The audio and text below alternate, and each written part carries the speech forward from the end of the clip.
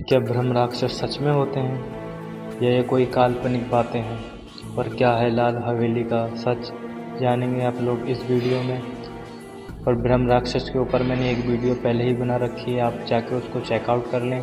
मैं इस वीडियो में ब्रह्म राक्षस होने और ना होने के ऊपर एक कहानी सुनाने जा रहा हूँ। यह कहानी बिहार के गोपालगंज की है, जहाँ 1987 में एक हवेली हुआ करती थी जिसका नाम लाल हवेली था।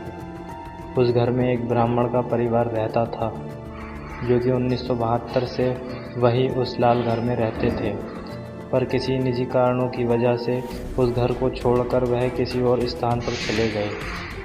पर उस घर का एक सदस्य चिंतामणि दुबे उस हवेली में रुक गया।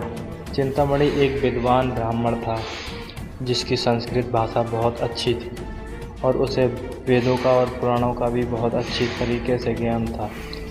चिंतामणि लोगों की शादी में पुरोहित का कार्य करता था। हवन यज्ञ के सभी अनुशासन करवाकर वो अपना गुजारा चलाता था और उस हवेली की देखभाल करता था। पर जैसे कि सभी लोगों को पता है कि 19वीं सदी में चोरों के कई संगठन थे। उन्हीं में से किसी एक चोर के संगठन ने उस रात हवेली में घुसकर चिंतामणि दुबे को मार डाला और कुछ कीमती सामान को चुरा कर भाग गए। चिंतामणि की लाश उस लाल घर में 4 दिनों तक पड़ी रही। जब लोगों ने यह देखा कि चिंतामणि कुछ दिनों से घर से बाहर नहीं दिखा, तो गांव के एक व्यक्ति ने लाल घर में चिंतामणि से मिलने गया।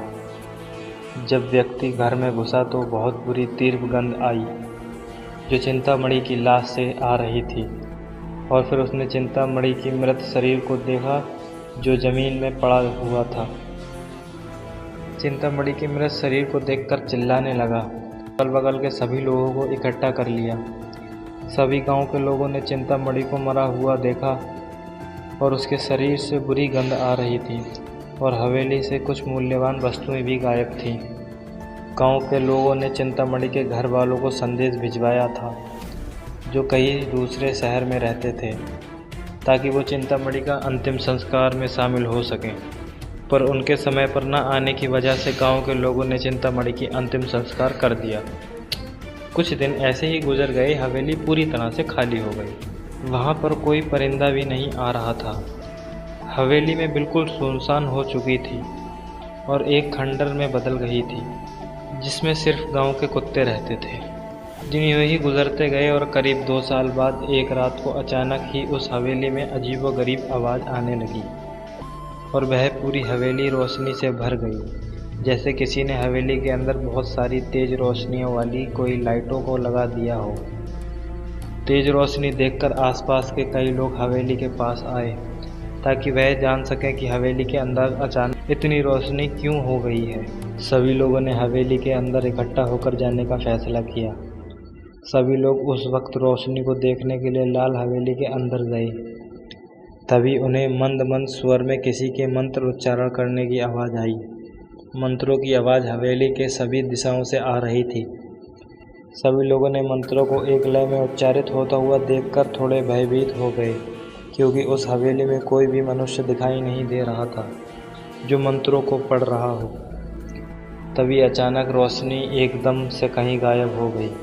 हर तरफ बस घनघोर अंधेरा हो गया और मंत्र उच्चारण भी रुक गया। लाल हवेली के अंदर जैसे घनघोर अंधेरे में कोई सन्नाटा पसर गया हो।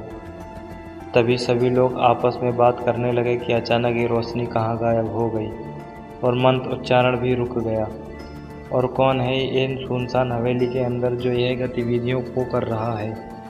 सभी को भयभीत होकर इन बातों पर विचार कर ही रहे थे कि तभी एक घनघोर अंधेरे में 3 लाल आंखों वाला एक बड़ा सा राक्षस उनके सामने आकर खड़ा हो गया। तभी वो लाल आंखों वाली भयानक शक्ति जोर जोर से हंसने लगी।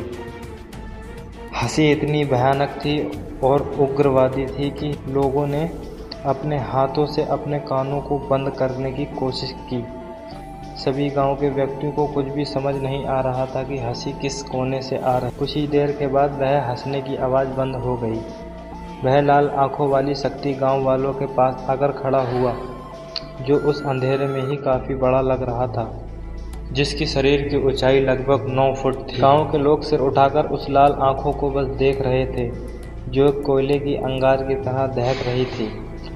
तभी उस राक्षस ने कहा, तुम सब यहाँ कैसे आ गए?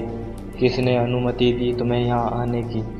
चले जाओ यहाँ से वरना तुम सबको मार दूँगा। भाग जाओ मेरे घर से।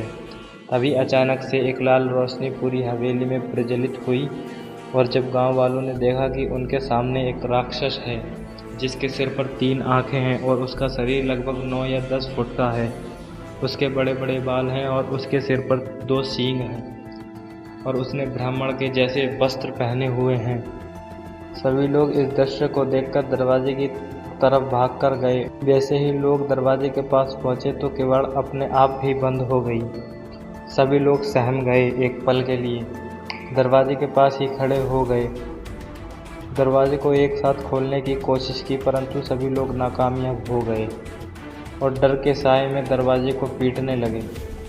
तभी वह राक्षस उनके पीछे आ खड़ा हुआ और दहाड़ते हुए हंसने लगा। सभी लोग उसे हंसता देख चिल्लाने लगे और बोले, कृपया करके हमें जाने दो, हम फिर कभी इस हवेली में नहीं आएंगे, कृपया हमें माफ़ कर दो और जाने दो। तभी उन लोगों में से एक बूढ़ा आदमी ने कहा, तुम्हें क्या चाहिए? तुम्हारा हमने क्या बिगाड़ा है? दरवाज़ा खोल दो ताकि हम बाहर जा सकें। हम तो बस यहाँ देखने आए थे कि चिंतामणि की इस लाल हवेली में यह क्या अद्भुत रोशनी प्रज्वलित हो रही है। वह राक्षस बोला, मैं चिंतामणि ही हूँ, पर अब मैं एक ब्रह्म राक्षस बन चुका हूँ और इस लाल हवेली का स्वामी। अगर कोई इस लाल हवेली में बिना मेरी आज्ञा से आएगा तो वो अपनी जान गंवा देगा। ब्रह्म राक्षस ने कहा, जाओ, मैंने तुम सबको माफ़ कर दिया। तभी अचानक से दरवाज़ा खुलता है जो बंद था और ब्रह्म राक्षस ने कहा, जाओ, मैंने तुम सबको माफ़ कर दिया, पर याद रहे यहाँ दोबारा कोई ना आने पाए। जाओ, भागो, भाग जाओ। सभी लोग सर पर पैर रखकर भाग गए और लाल हवेली से बाहर निकलने के बाद अगले दिन सुबह यह खबर पूरे गांव में फैल गई।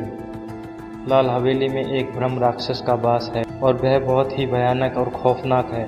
कुछ दिन बाद गांव के लोगों ने बताया कि जो व्यक्ति उस लाल हवेली के आसपास रहते थे वह किसी न किसी बीमारी से ग्रस्त हो जाते हैं और उनके घरों के सदस्यों में किसी न किसी की रहस्यमय तरीके से मौत हो जाती है। दोस्तों, यह था लाल हवेली का रहस्य और ब्रह्म राक्षस होने का एक सबूत। तो दोस्तों, आपको क्या लगता है कि ब्रह्म राक्षस सच में होते हैं या नहीं होते हैं? अगर आपको लगता है होते हैं और आपने कोई ऐसी कहानी पहले सुनी है तो मेरे कमेंट बॉक्स में आके मुझसे शेयर करें। मैं मिलता हूँ आपको अगली वीडियो में, तब तक के लिए अपना ख्याल रखें।